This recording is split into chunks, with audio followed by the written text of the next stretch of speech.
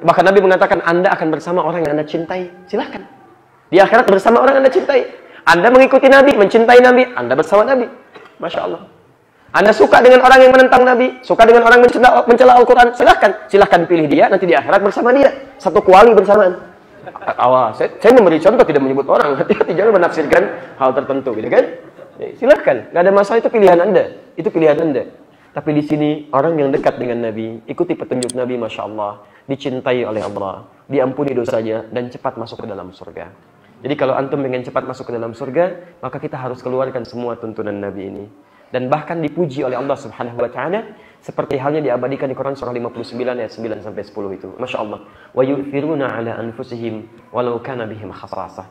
Kalau sudah lekat dengan petunjuk Nabi, maka mereka tidak peduli lagi.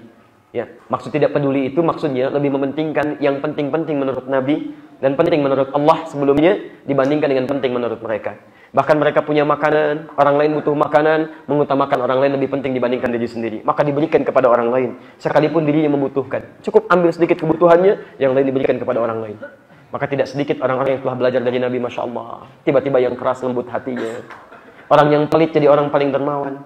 Yang terpecah jadi menyatu, Masya Allah. Orang-orang yang suka mencela tiba-tiba mencintai. Orang-orang yang suka memukul tiba-tiba saling merangkul. Indah sekali kehidupan itu. Nabi turun, baik kehidupan. Puncak kejayaan diraih.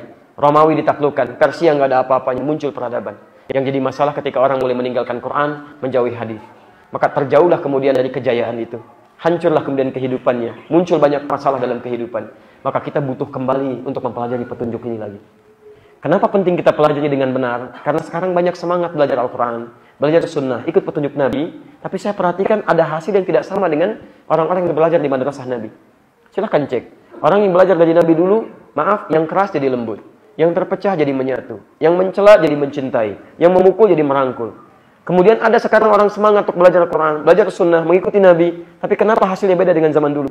Tiba-tiba yang lembut jadi keras. Yang menyatu jadi terpecah. Tiba-tiba ada yang saling mencela. Itu jauh. Jauh. Berarti ada sesuatu yang harus dilihat lagi gitu kan. Dan disitulah pentingnya kita tidak boleh saling menjatuhkan orang lain. Kita bersinergi sama-sama. Karena surga disiapkan oleh Allah untuk kita semua. Bukan untuk satu dua kalangan.